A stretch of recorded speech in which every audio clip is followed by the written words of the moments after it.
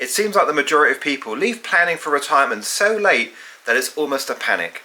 The realization of how much we need to retire at 60 or 65 seems daunting. So we took a different approach.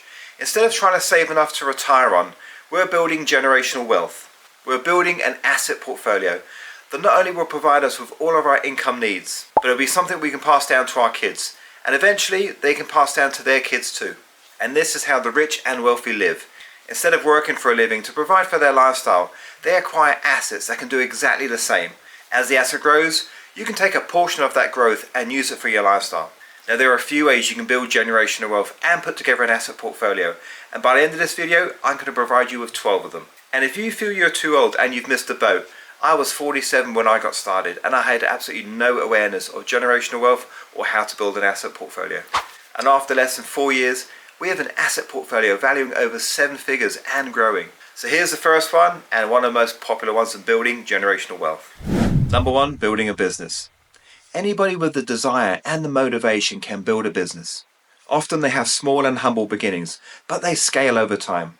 Have a look in your local area. You'll find family businesses that have been there for years, perhaps even decades. Now, having a successful business will not only provide you for your lifestyle and your life expenses, you can also get many tax benefits from holding a business and expenses claims. The brand can be grown and developed over time, built on quality service and word of mouth. And if you scale, you can duplicate your success with more outlets or a bigger team. And that business can be generational, with your kids taking over the reins. Imagine having a successful family business handed over to you as your own, with guidance from your parents. And with all the new ideas and energy they bring to the business, it can be scaled and developed even further. You'll find many people that have started a successful business at the age of 40, 50 and beyond. People like Vera Wang, Henry Ford, Martha Stewart, even Colonel Sanders. And for someone who came to Canada and started their own business and scaled it over time, it's an amazing opportunity and it's transformed our lives. I highly recommend it. Number 2, marry the right person.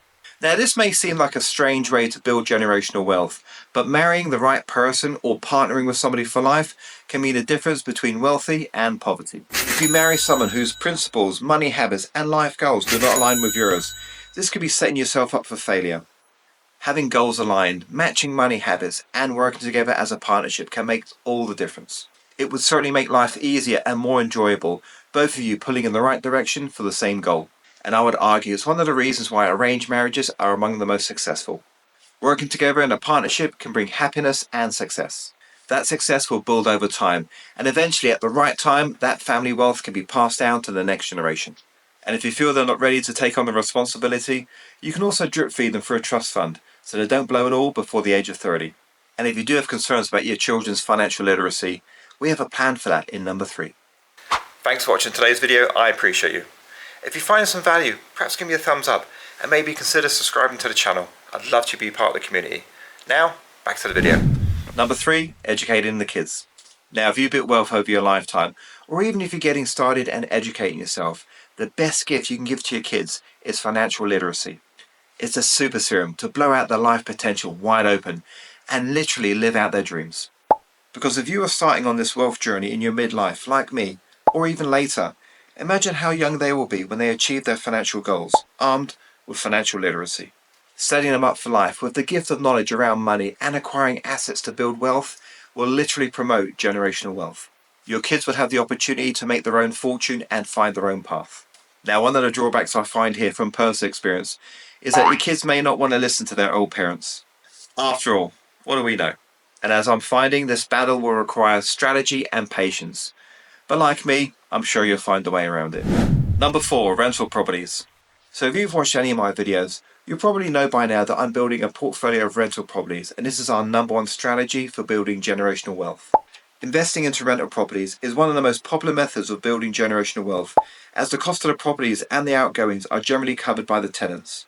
And although rental properties will produce cash flow on a monthly basis, if set up properly, it's the appreciation value of the property that is the most appealing. As the value of the property rises over the years, you're able to refinance and take out a portion of that value, providing you with tax-free cash. And building a portfolio of properties that are rising in value over time, well, that's enough tax-free cash to support a lifestyle. And the more cash you can take out from your growing portfolio, the more lifestyle you can afford to have. And for a general contractor that loves renovations and adding value to property, this was an easy and relatively low risk option for me. And one of the many benefits here is that properties are put into a trust fund. They can be passed down as generational wealth without inheritance tax. Reducing the tax burden on your kids is certainly one to consider. Number 5, precious metals. Holding precious metals and jewels as generational wealth has been used for thousands of years. Originally used by wealthy and royal families to pass down generational wealth, it's become much more mainstream in the past couple of hundred years. As a physical commodity, the cash value can be accessed very quickly by pawning or selling it. For others, the old-fashioned allure of gold and precious jewels is enough to build up an asset base and hold it. Some prefer the intrinsic value of precious metals to the US dollar, most famously the author Rich Dad Poor Dad, Robert Kiyosaki. He's long argued that the US dollar is worthless, as it's no longer guaranteed by the gold held in the US Treasury. Now I can appreciate the beauty and the value of precious metals and jewels, but it's not an asset base that I invest into. Real estate and investment property is my preferred physical asset. And as for paper assets, there is so much to choose from, as we're going to find out next in number 6. Number 6, trading on the stock market. Now, as someone that started building generational wealth, I see the need to diversify and minimize my risk. And as part of that strategy, I buy and hold stocks and shares in the stock market and hold them for long term. Now, mostly we hold ETFs, low cost and low risk. And I'll come back to that in number 10, including how much I expect to make from them in 20 years. However, many take investing on the stock market to the next level and they trade. Now, on a very basic level, it's buying a stock that's low and selling it high. And there's the risk. It's very easy to make profit on your margin, and it's very easy to lose it all in one go. There's also closed calls and other technical trading on the stock market, even betting the stock market going down as well as up. And the risk factor is relative to the potential profits. Trading can be enjoyed by retirees making a few $100s on the side, and young brokers making hundreds of thousands of dollars a month. For me, the risk is too high, and it's not my skill set, and I certainly wouldn't enjoy it. But for some, the excitement and the risk of building bigger profits is an excellent way of building generational wealth. Number 7, hold cryptocurrency. Now, this is new money, and many investors like Warren Buffett don't entertain it in their portfolio. But for other investors and the younger generation, this is the future. The main problem with cryptocurrency is it's not hedged against anything. Its value is deemed by the buyer. Some investors go even further, saying it's a Ponzi scheme, a pyramid of investors, raising the value unrealistically. Whatever your view, incoming President Trump has already stated that he plans to bring cryptocurrency into the mainstream, particularly Bitcoin.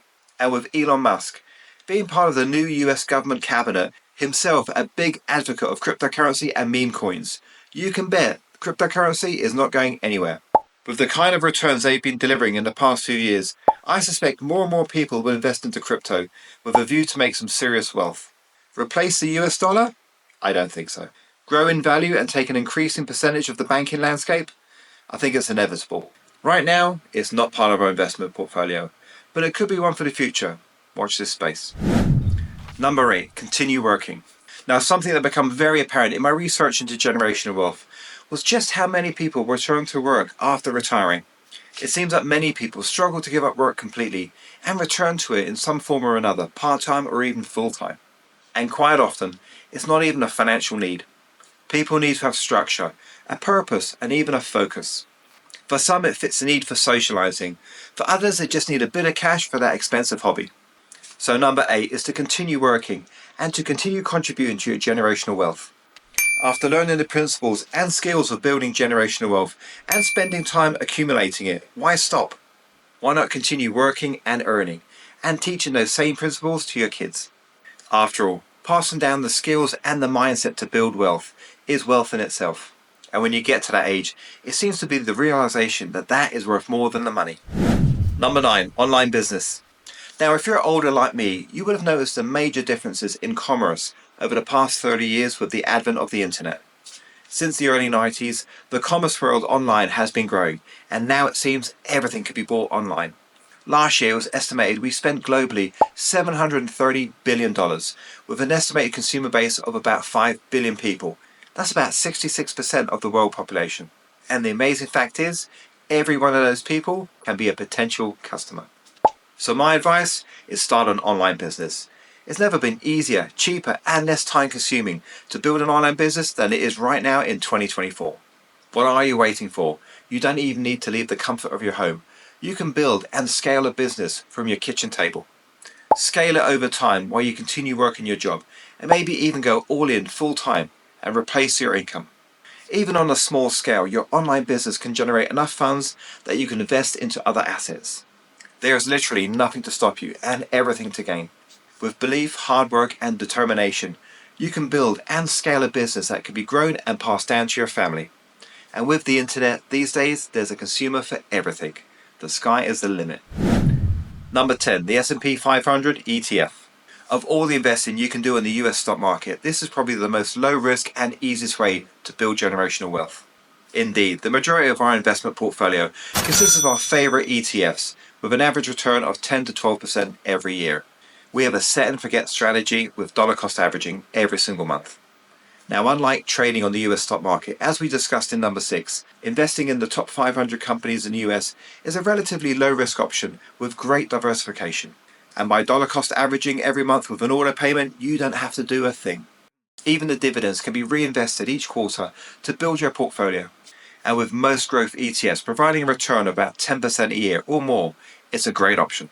Now, the compounding interest will take time, but the best thing about this strategy is you continue your life and all your other projects while this is going on in the background. As such, this is one of our secondary investments, with investment properties being our primary focus. But with over 100 years track record, investing into the S&P 500 should be part of everybody's portfolio. Number 11, buy, borrow, die. So this principle is the big one for generational wealth and for maximizing your wealth. It has similar attributes to holding investment property, and like everything else in this list, it's relatively simple. Step number 1 is buy an asset that will increase its value over time. Step 2 is to borrow against the item, to provide you with income to support your lifestyle. And step 3, we die. Everybody eventually passes away, and your generational wealth is passed down to the next generation. But with inheritance tax ready to take up to 40% of the portfolio, you need to organize it with your accountant to minimize the tax. Now, there are rules and mechanisms to take advantage of, as your generational wealth is built from debt. The goal here is to pay your fair share, but to minimize your losses to the government in inheritance tax. Number 12, buy and flip land. Living here in Ontario for the past 17 years, I have seen some massive changes around us.